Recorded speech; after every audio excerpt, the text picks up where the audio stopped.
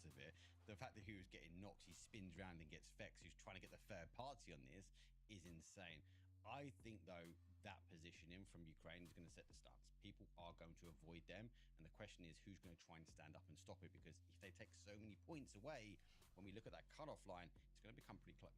Yeah, it's a funny one having that M16 actually, because then the knock after you see, and he has a mini in hand, right? So I think that the Ukraine drop is an interesting one on Erangel, because I feel like they know, okay, yeah, we're very used to this drop, of course. We're going to go here. We're going to have whatever loot we can have. But with a circle like that, you're not moving far. So your loot is a little bit thin compared to, you know, what you would need, and you need those knocks to make it work. Yeah, I mean, just a good setup off the go. They're already getting you in position to kind of maneuver for it. But, I mean, it looks like we're ready to go to the next one. We are. All right, let's do it. Thank you very much for your patience, guys, as you've listened to the PNC podcast here from us. It's time to give Gibson and Mark the reins here as we get to game number 2. It is time to get ready, Mark. We're going to Miramar for the second map of the day, where Ukraine will just look to increase that lead they got in game number 1 straight off the bat. But the flight path, Mark, really player friendly, going from that northeast down to the southwest, just slightly north of Picado. Yeah, it does tease us through that kind of Death Valleys in the southwest, at El Pozo. We get lots of zones around there. But looking at the hot drop map, I don't think we get too many clashes, apart from obviously the one which we'd indicated earlier, Argentina potentially going after Team India. This time they've not hot dropped them here, Gibson, but they're in a position that actually they could get looted and apply pressure, or hold them out if the zone goes down towards that southwest side. Yeah, 100%. They're on the ground early too, which, with I think in the new way that the PUBG's played with the zones, those early flight drops are going to be a massive boost as well, because you can get all your loot, you can get on the move by the time that phase 1 circle starts closing in. But when you look at the map, Mark, it's Canada have dropped all the way down on the very southern side of the map by Valle del Mar, and there is nobody anywhere near them. No, Chumsera is the closest point, and that's Team Turkey. So again, a couple of teams going late here, which is not expected, especially when we look at, obviously, when the team sometimes plan to go, but Flight Plan obviously has a option for that. Zone does shift. It is pretty much in the middle. We do push towards that El Pozo. A little bit of unplayable on that west, but for our neutral, they're sitting in the middle. They are taking the lead from Battalions and looking for that Twisted Minds drop. Yeah, but look at the drop they have. Like, they're in a great spot for anywhere the circle went, and I think keep an eye for them to maybe catch Australia as they rotate in. But you'd expect with Tiggleton on the team that moving from Picado, they'll be moving more towards that Monte Nuevo side. But I'm looking towards the edge, right?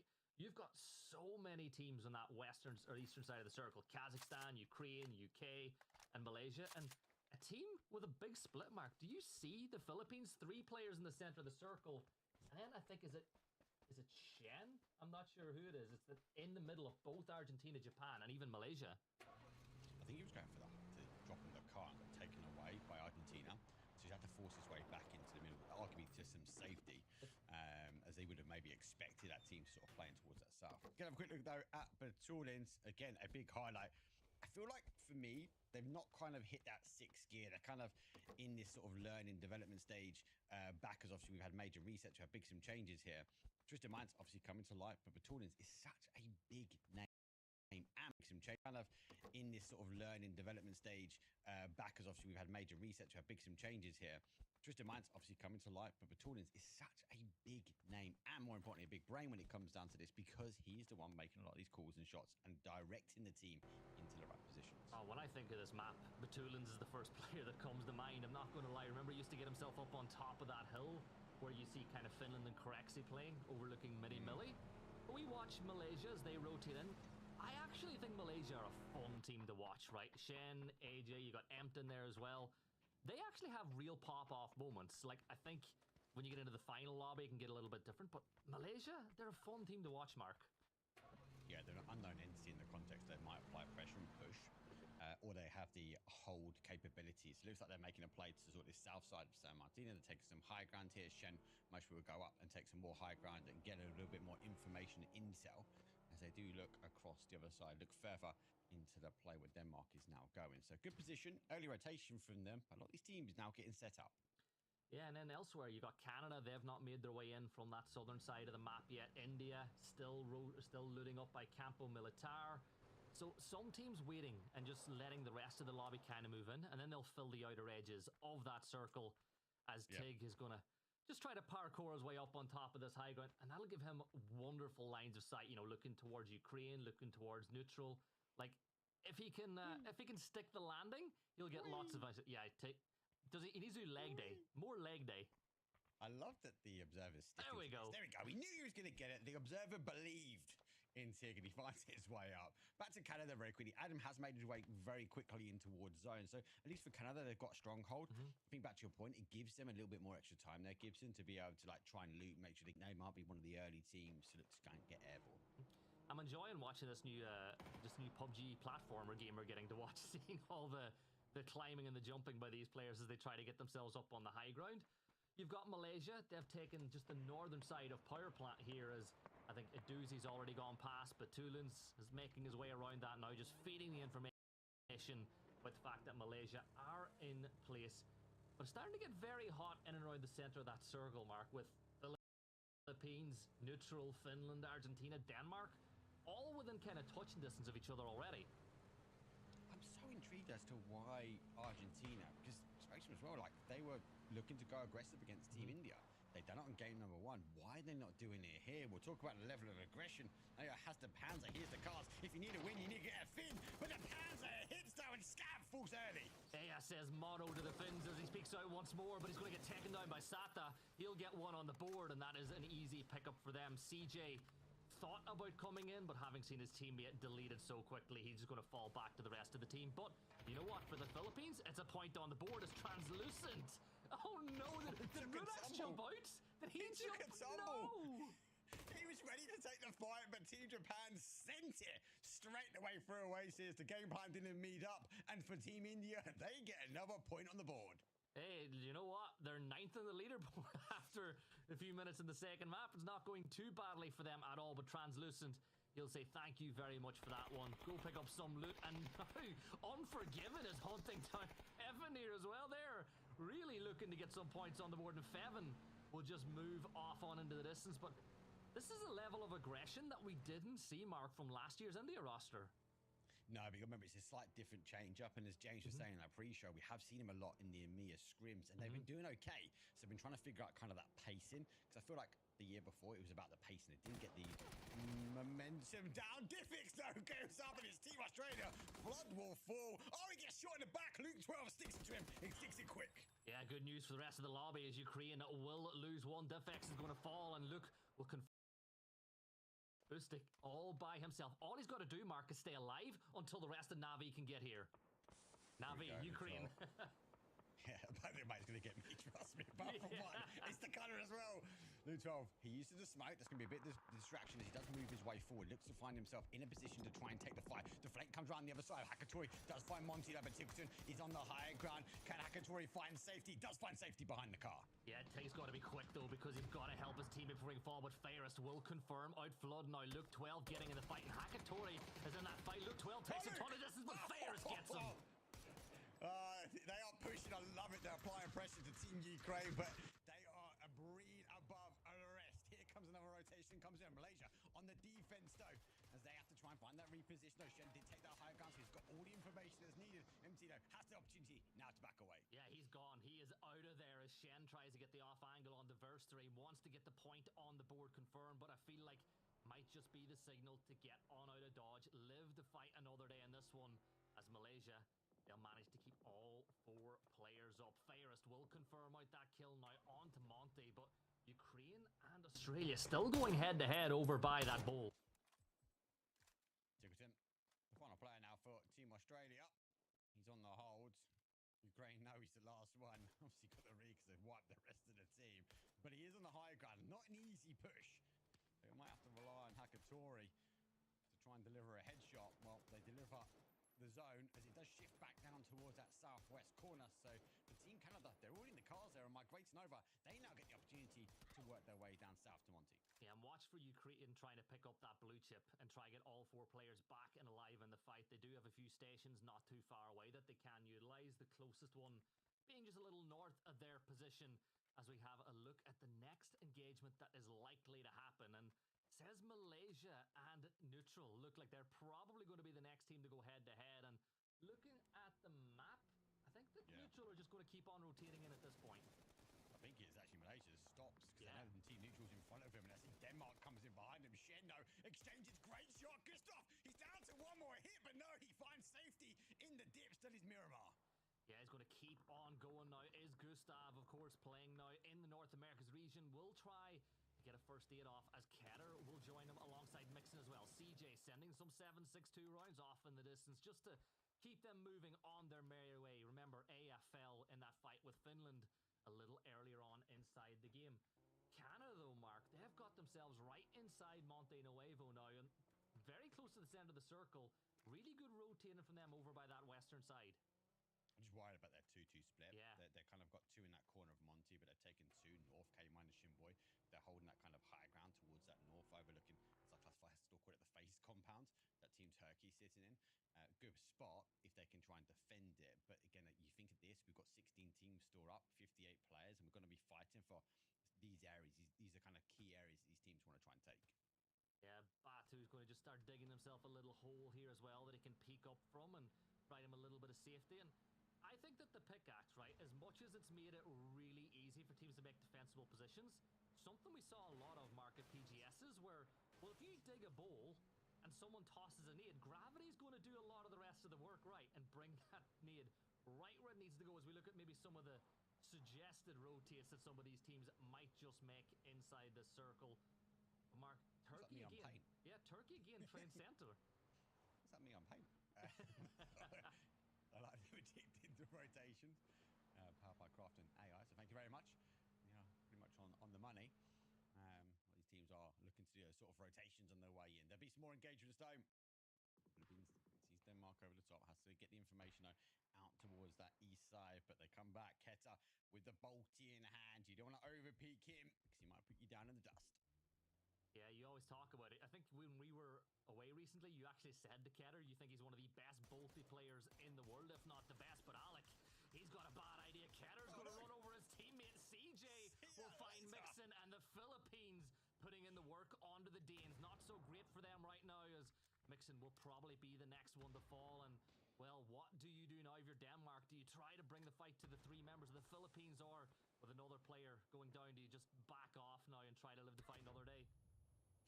Zone obviously pulls back their way. You've got to think, might be the best bolty, maybe not the best driver, as he does cause catastrophic damage, unfortunately, for Team Denmark. They have to now try and hold, but arguably they have to hold the Philippines working their way in, and that is a high hill to run their way over. So the more that Denmark can try and hold here, they'd hope teams pray their way around. They might take a big stab at the Philippines. Nice rotation round for them. They do go back. They are looking for those vehicles. Did you read that fun fact, by the way? Beamy apparently is a heavy snorer. Also, fun fact for the viewers at home. Last year at PNC, there was a bunch of Koreans with Beamy signs. The Korean fans adore Beamy. Like, he was the only player that I saw signs for in the venue. Yeah, to be fair, you were an entourage of people that were chasing him down.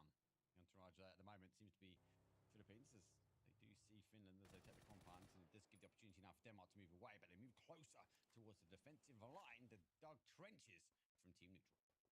Yeah, Batulans just peeking over. Remember, Denmark have taken a beating already. Beamy and Ketter, they're standing as they continue to do a little bit of fortification here, and Batu will just use the bike to move silently a little bit deeper inside as they look to play the shanty town just on the edge of power grid. India, Mark, still all 4 players alive, but what does that really mean? Because we still have all 16 teams left as we move deeper into Phase 3. I just don't believe that Beamy's a snorer. I just think he must dream about PUBG. Right? He hasn't got time to snore. He's methodical in his approach. India, on the other side, has the opportunity to apply pressure towards Canada, but do they have any idea that Argentina is a couple of meters away from actually scrapped up? They have disengaged. They are going back around as they look for an entry point now on the other side. Norway trying to stop the entry point coming in from Team Japan. Yeah, Japan want to just make ground here because in the last map they got caught out on rotation as Hoba will start spraying over towards Fevin, who takes a ton of damage, but Hoba just can't get the angle he needs to finish it off, and Japan will keep on moving in, this time towards Norway as Jeans will just jump back into BDRM and get that first aid off. That's dangerous. He's positioned himself in such a good position, especially for a south shift here.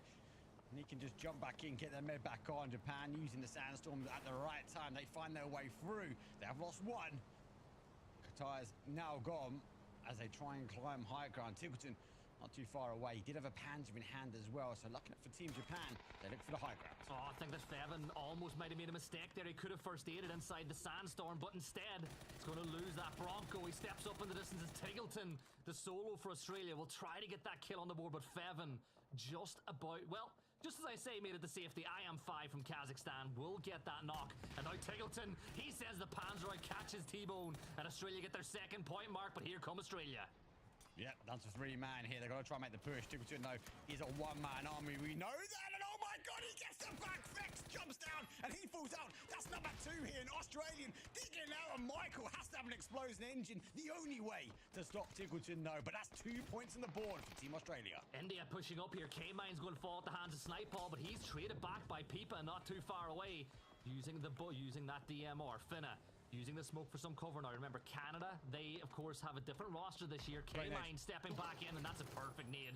That should confirm it, but DraftKings steals it away, and he steps on up and does a lot of damage. Shinboy's going to be the next to fall, and Canada in a world of trouble, and it's Argentina again. Adam said, no more. I'm out. I'm digging down. I'm going to dig my fortification.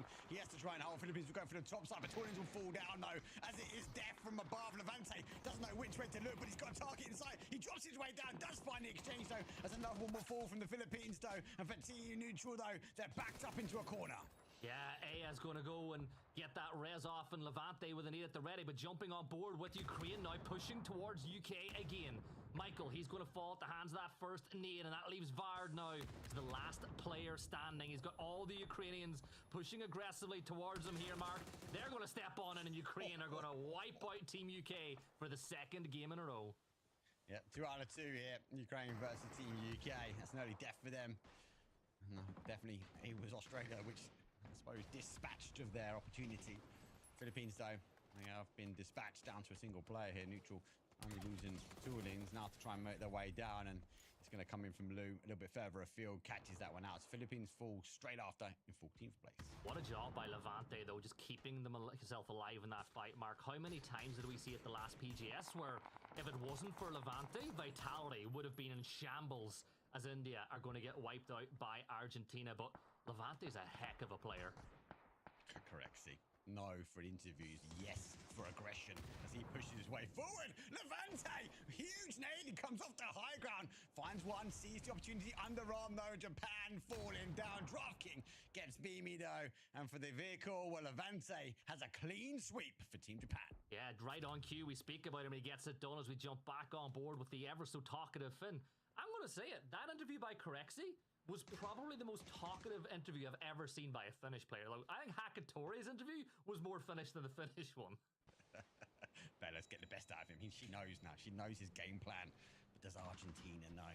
Ace in hand, uses the train to his advantage, but the zone is now ticking. Has the grenade, cooks it out. Zone shifts away, has to make an explosive dart here. There goes the grenade, swings it over. He finds the first one. DraftKings will fall. Grenade doesn't do the damage that he's needed. He's out in the blue, so he has to take a pause. He has to get the med on. Yeah, but Chinese Taipei wrapping around on Finland now, causing a problem for them as they push in towards Argentina. People will confirm out that kill as Karenge tosses a nade and a molly. Still inside the blue, taking about 5 damage every single second he sets there. But what a molly that is. Emmy is going to fall as things get a little bit hot here for Argentina at the edge. And Chinese Taipei still putting the pressure on. Yeah, it's going to get done by zone here. It does go down for zone. They should get that confirmation. They do. Sata works his way down. Scav, obviously, is the final player here now for Finland. I like the aggression, but they didn't counter that sort of north sweep, though. And for Chinese Taipei, they're going to continue to apply the pressure. And Argentina get a bit more breathing room, but they're down to a solo player for Piva. Yeah, and Argentina, they're still sitting in 4th, so it's not too bad for them after 2 maps. But Malaysia now, no kills just yet, but all 4 players up, looking to maybe put some work in. But look at poor Keter, he's trapped in a shack. But I think the big problem for Lou is with only 1 nade and no BZs, it's a little bit of a trickier fight with Keter than maybe he would want. But Keter distracted a little bit further away with a bolt. So Lou's just waiting for the right time to fire these shots off. I suppose he's not going to try and hit for the bolty first and apply the pressure, but He knows where he is. He's trying to, I suppose, get the rest of the guys in. They might have the utility that is needed. The Doozy takes the high ground, sees Chinese Taipei, so they've got a balance of over peeking towards Keta. Keta looking towards that top side. Chinese Taipei, though, has to try and leave, but they leave and they have to wrap their way around Team Turkey. Their position already here. Now, they've got some opportunity, but where do they go? Sheila gets Levante down. But if Chinese Taipei don't stop here, they're going to apply their pressure in towards Norway. Yeah, and they're just going to park up here for now, play the edge of the zone, but that Bronco's not going to be too much longer of this world. Either is Keter, as Denmark will be the next team to fall. Placement point window has now been opened as we're inside our top 8, and Celtic from Turkey has the off angle here on the Chinese Taipei, and 4 kills for Turkey already, and they've got the northern section of the circle on lockdown. This could be a really good game for the Turks. I fear it. We haven't seen Ukraine for a while, and they've got back to a 4. Like, where are they hunting? Let's say he's hunting though, and Marco finds the final blow for a doozy. So for neutral, going to be down some bodies. Final body is going to be Lou. 8 kills is a big game from them. In the zone, it might be the final, but Stab in the dark. But Scav is still out there as well, so they're looking for the final blow between Scav for Lou. Yeah, a lot of this lobby left alive is from EMEA as well. So I think for you guys, you're pretty happy, Mark, you and James, with how this one might be looking out, as Hoba will get that knock on the upchen as Kazakhstan playing from the south, putting in work in Finland. Eventually will go down as Turkey find their 6th kill of the game. Circle getting ready to shift here once more, Mark, and this could be really good for Norway if it goes the right way. Let's go towards that sort of north side. Remember, the update towards the land ratio and the shifts is critical. We are phase number 6 now. You got to remember, James was here. That BRDM positioned up very early on from the guys. So they're going to try and now control that southwest corner. They're going to make sure actually how and where do these teams around them sort of work their way in. Turkey has a compound as well. So I'm alluding to that Chinese Taipei. I'm alluding towards that Kazakhstan of like, where do they want to breach? And we might see a little bit of a split here. Kazakhstan versus kind of Norway. Chinese Taipei, they have a decision to get in the third party or moving towards Turkey. Yeah, and Turkey, I think with the warehouse they have, they're in a really good spot. But Chinese Taipei, Mark, they don't have a vehicle. Like, I just don't see how they're going to make this one work. Particularly, I think the only good thing for them might be the fact Kazakhstan will probably be a little distracted as they try and make their own rotate in from the south. But as you can see, Turkey are looking to give them no quarter whatsoever. No. I can't see them getting out of here. They're going to need a massive smoke line wall here. Turkey don't need to move. They've got the high ground on them.